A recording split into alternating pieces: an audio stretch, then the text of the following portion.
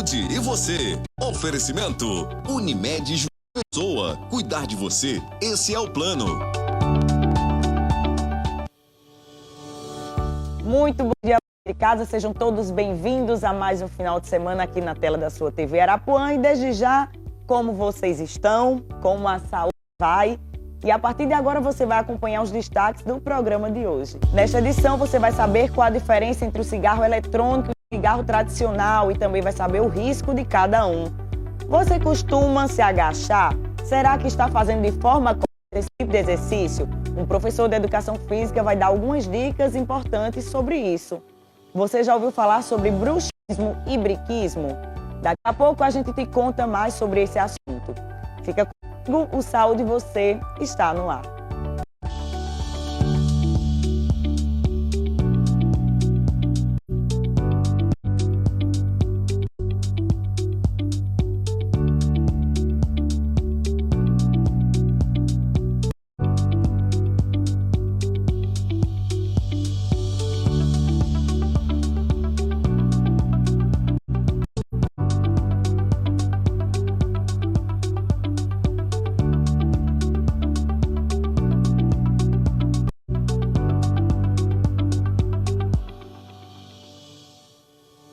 Começando o Saúde Você deste final de semana e desde já sejam todos bem-vindos mais uma vez.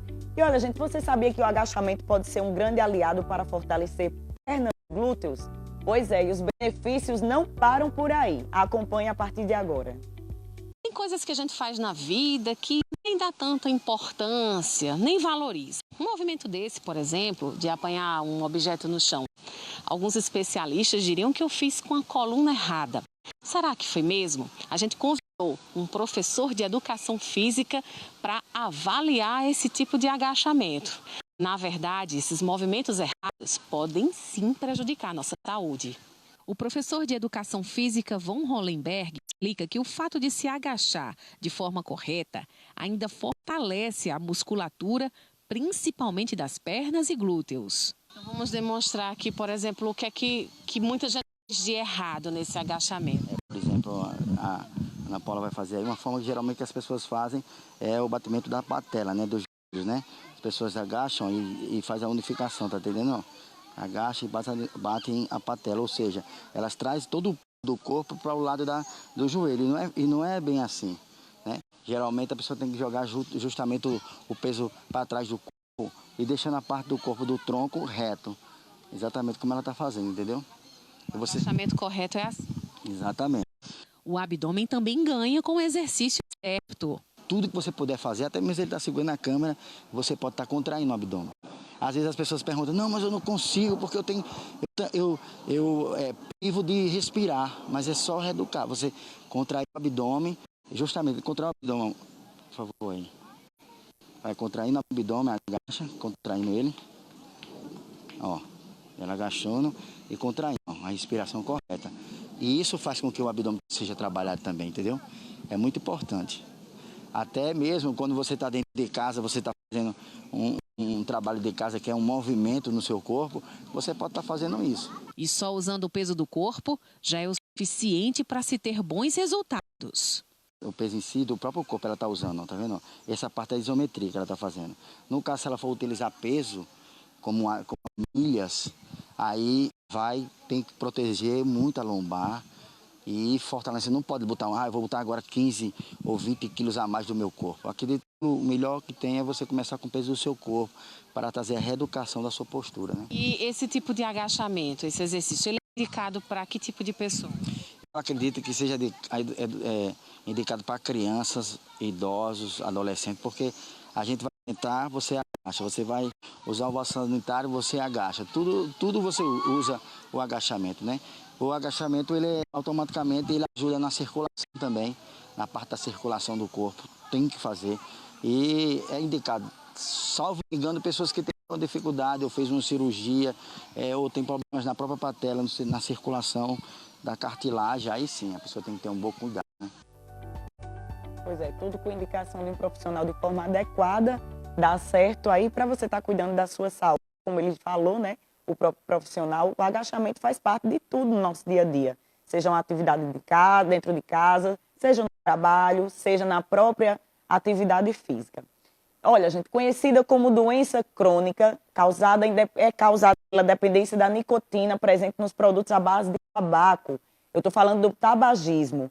É o maior fator de risco de adoecimento e morte no mundo. E para falar mais sobre esse assunto, vamos conversar agora com o pneumologista, Dr. Sebastião Costa.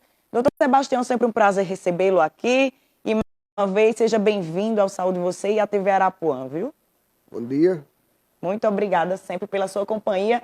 E aí, doutor Sebastião, a gente escuta falar tanto sobre o tabagismo, sobre o cigarro, mas aí como é que o cigarro age de forma quimicamente falando no nosso organismo? Primeiro dizer para vocês que são 7 mil substâncias na fumaça do cigarro, né? Dessas 7 mil substâncias, a gente destaca algumas que estão mais diretamente relacionadas com as doenças. 56 doenças provocadas pelo cigarro, né? Mas tem 3 que são as mais frequentes, infelizmente, as mais graves e as que mais matam fumantes. Essas doenças, o infarto do miocárdio, por exemplo, de cada 10 infartos, 2 ocorrem em fumante. Enfisema pulmonar, de cada 100, 85 é provocada pelo cigarro. E o câncer de pulmão, de cada 100 casos de câncer de pulmão, preste atenção a isso. 90 é em fumante ativo, dos 10 restantes, 4 é em fumante passivo. Quer dizer, o hábito tabagismo é um hábito altamente nocivo, né, que precisa ser encarado com muita seriedade por aqueles que ainda fumam, né? Eu diria para vocês o seguinte, é que lá em 1990, 30% da população brasileira fumava. Hoje, a pesquisa Vigitel do Ministério da Saúde de 2019 fala em apenas 9,2%.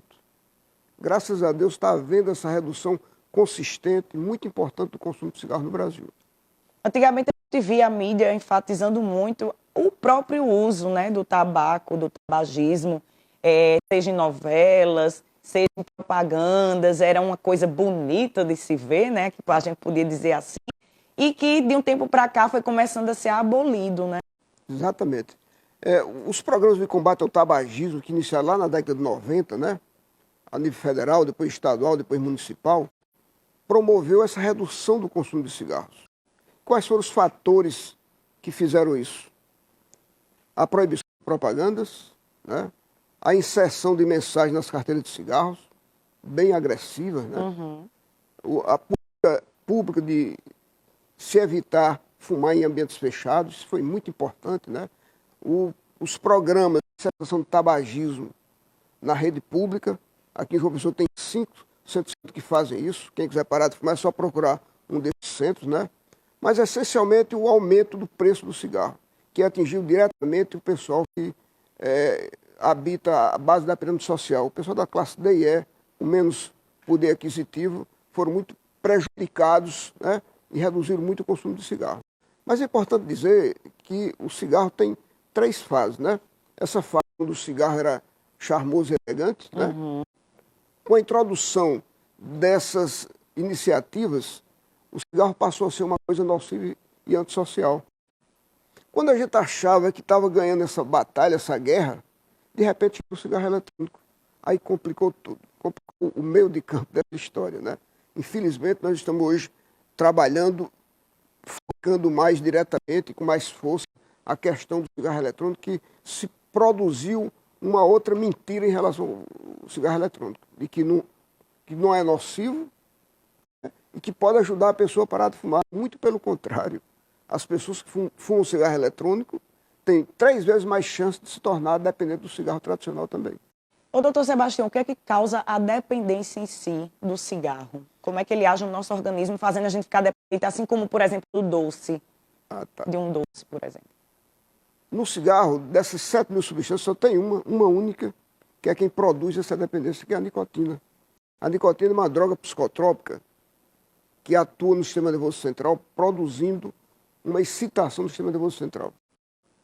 Nesse grupo de doenças psicotrópicas que fazem isso no sistema nervoso central, está a cocaína. Elas são amigas, irmãs, no mesmo grupo. Então, fumar, quando a pessoa fuma, ele está sendo dependente tanto quanto uma pessoa é dependente da cocaína. O grande problema é que a nicotina, o cigarro, o tabagismo se tornou uma coisa aceita pela sociedade. Mas é uma droga como outra qualquer, não tem diferença nenhuma.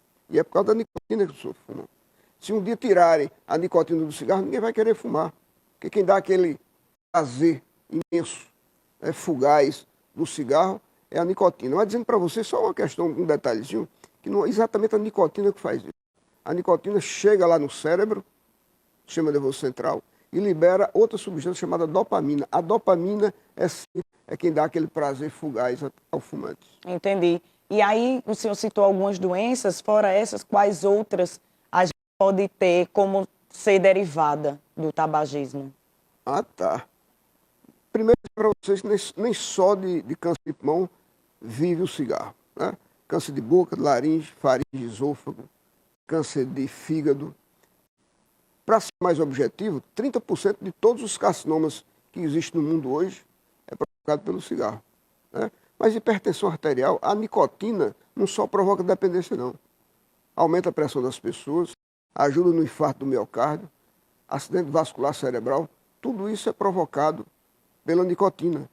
Tem as nitrosaminas, altamente cancerígenas, né? Tem o formaldeído, a amônia, o aldeído, que são produtores de bronquite e enfisema. Tem várias substâncias nocivas na fumaça de cigarro, né? Pessoas que começaram um tratamento, por exemplo, para parar de fumar, mas esse tratamento não obteve sucesso. As pessoas podem não perder a esperança e continuar o tratamento e conseguir realmente parar de fumar? Claro, sem dúvida nenhuma. Primeiro, é preciso que a pessoa tenha a disposição e tome a decisão de parar de fumar. Antigamente só parava de fumar quem tinha força de vontade. Hoje, toda e qualquer pessoa que tem apenas a vontade, toma decisão, não consegue sozinho, é procurar um serviço. Pode ser um consultório particular, um plano de saúde, ter condições econômicas de pagar uma consulta, mas pode ser o sistema de saúde, o SUS, né? Acabei de falar que são tem 5 ou 8 centros de saúde em João Pessoa e fazem esse trabalho aqui no Plano de Jaguariúna, tem um trabalho excelente nesse sentido. Agora, dizendo para vocês o seguinte, que não se pode tratar o fumante como se trata uma pneumonia ou uma hipertensão arterial. Porque no tabagismo tem duas dependências. Tem a dependência à nicotina, mas tem uma dependência que a gente chama psicossocial. Essa dependência psicossocial está relacionada com as ansiedades, com as depressões, com a solidão, com as contrariedades, os estresses do dia a dia, né? Nesse trabalho que se faz na rede pública, é preciso, lá se faz o tratamento da dependência psicossocial e a dependência à nicotina, que é feita com medicamentos. Existe um medicamento chamado bupropiona, existe um adesivo de nicotina, existe um chiclete de nicotina. Esses 3 produtos, né, juntamente com a abordagem comportamental, que é para neutralizar a dependência psicossocial, o conjunto dessas duas atividades no fumante faz com que ele tenha muita chance de parar de fumar. E se você tentou uma vez e não conseguiu, tente 1, 2, 3, 4, 5, 6 vezes.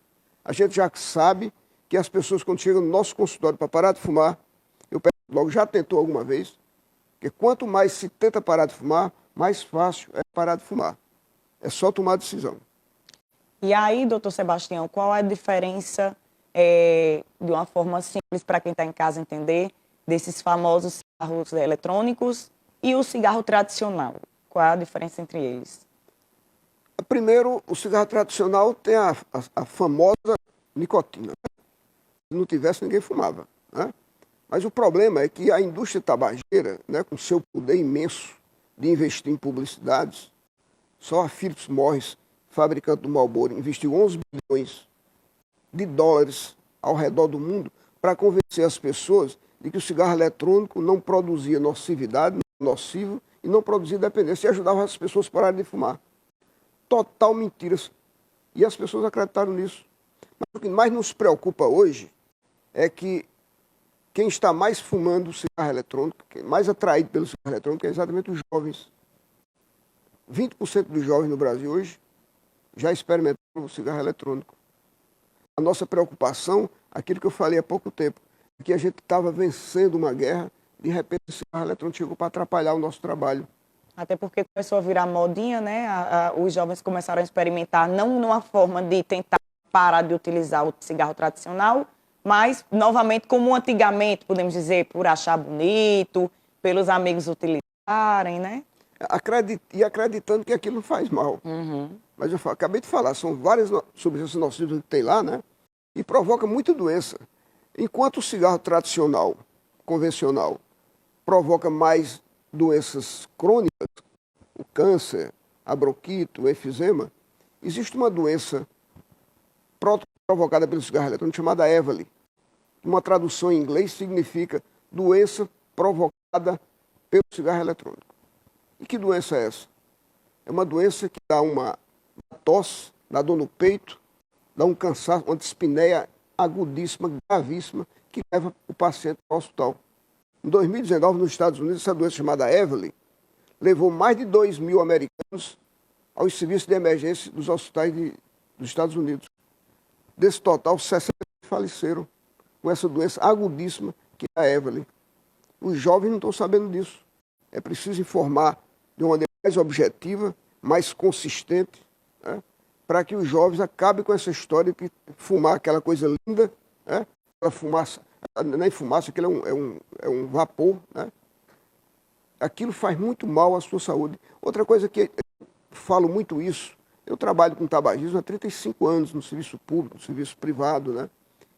E assim, a gente cometeu um deslize, sabe, nesse trabalho de informação e de educação. Nós esquecemos do jovem, nós falamos muito de infarto do miocárdio, falamos em enfisema, bronquite, câncer de pulmão, impotência sexual. Como é que um adolescente vai ficar preocupado com isso, pelo amor de Deus? A gente precisa daqui para frente falar para o adolescente da estética. O cigarro deixa os dedos amarelos, né? O mau hálito, o mau cheiro no corpo, né? E atividade física, atividade esportiva, né? Toda pessoa, todo jovem que fuma, seja o cigarro eletrônico, seja o cigarro convencional, na academia vai mais que ter seus amigos. Tem substâncias lá que reduzem a capacidade respiratória deles. Eles não sabem disso. A gente precisa redirecionar nossas estratégias de ação daqui para frente. Fazer com que os jovens, que é quem estão mais fumando, inclusive tem um detalhe aqui, o seguinte, enquanto houve aquela redução muito consistente do consumo de cigarro tradicional no mundo e no Brasil, né, cada 10 novos fumantes do cigarro convencional, 9 estão na faixa de 12 a 18 anos de idade. Porque nós cometemos, e eu reconheço isso, esse erro de falar somente para o adulto. E o adulto absorveu isso e parou de fumar. Só que o jovem está muito pouco preocupado com isso, porque nós não informamos eles devidamente. E, doutor Sebastião, tem grávidas que são viciadas no tabagismo e mesmo nessa fase de gravidez não conseguem, né, deixar de fumar. Quais são os prejuízos nocivos que o tabagismo vai trazer para essas grávidas? Primeiro, todas aquelas doenças que eu falei para você aqui, né, hipertensão arterial, infarto do miocárdio, câncer de pulmão, câncer de laringe, câncer de esôfago, câncer de boca, né? Tudo isso ela está suscetível de desenvolver. Mas o mais grave disso é porque a gestante precisa ter a consciência de que não está prejudicando só a sua saúde, não.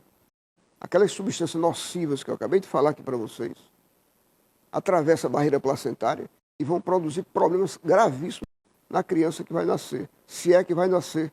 Porque uma das consequências do tabagismo em gestante é o aborto. Ou então a criança nascer prematura, né? A criança com déficit psicológico, né? Com déficit de crescimento, de aprendizagem. Tudo isso provocado pelas substâncias nocivas do cigarro que atravessa a barreira placentária e vai complicar o nascimento daquela criança. As doenças que vêm de acordo com o tabagismo, em consequência ao tabagismo, elas são de características curtas ou longas? Por exemplo, uma pessoa que passou anos fumante, né, sendo fumante. Ao parar, essa pessoa pode ter as consequências, como também pode não ter? Ah, tá, entendi. Do benefício de parar de fumar, isso quer dizer, né? Veja bem, isso é uma pergunta interessante, porque a gente sabe que se você parar de fumar agora, a sua probabilidade de ter um enfisema pulmonar vai desaparecer daqui a 15 anos. Câncer de pulmão, 20 anos. Se bem que, se você parar de fumar hoje, a probabilidade de desenvolver um câncer de pulmão vai reduzindo ao longo do tempo, né? Mas só vai zerar em relação a quem nunca fumou depois de 20 anos. O infarto do miocárdio, 5 anos. Eu gosto de dar esse exemplo aqui. Lembra do deputado Gervásio Maia, pai? Ele fumava muito. E um dia foi no meu consultório parar de fumar. E ele parou de fumar. Ficou vibrando com isso, né? Só que um ano depois teve um infarto. E aquele infarto teve ainda a ver com aquele cigarro que ele parou há um ano atrás. Essa é a realidade gravíssima do tabagismo. Você imagina um hábito que mata no Brasil 160 mil pessoas todo ano. No mundo, 8 milhões de pessoas no mundo todo ano. Uma vez eu tive a curiosidade de juntar todas as tragédias da humanidade. Né? A gripe espanhola matou 40 milhões de pessoas em 2 anos, 1818 e 1819. Né? A Primeira Guerra Mundial matou 16 milhões de pessoas. A Segunda Guerra Mundial matou 40 milhões de pessoas. Juntando isso tudo, não chega nem aos pés do cigarro. A maior tragédia de toda a história da humanidade chama-se tabagismo. Doutor Sebastião, suas informações sempre muito valiosas para quem está em casa e para nós aqui também do estúdio, que estamos atentos. Muito obrigado por estar sempre disponível para a nossa população e levando sempre dicas enriquecedoras e quem sabe aí futuramente a gente ter mais aumento, esses índices de fumantes cada vez menos, viu? Eu que agradeço, dizendo para os jovens de hoje, pelo amor de Deus, parem de fumar esse cigarro eletrônico. E agora a gente vai dar um breve intervalo, daqui a pouquinho a gente está de volta.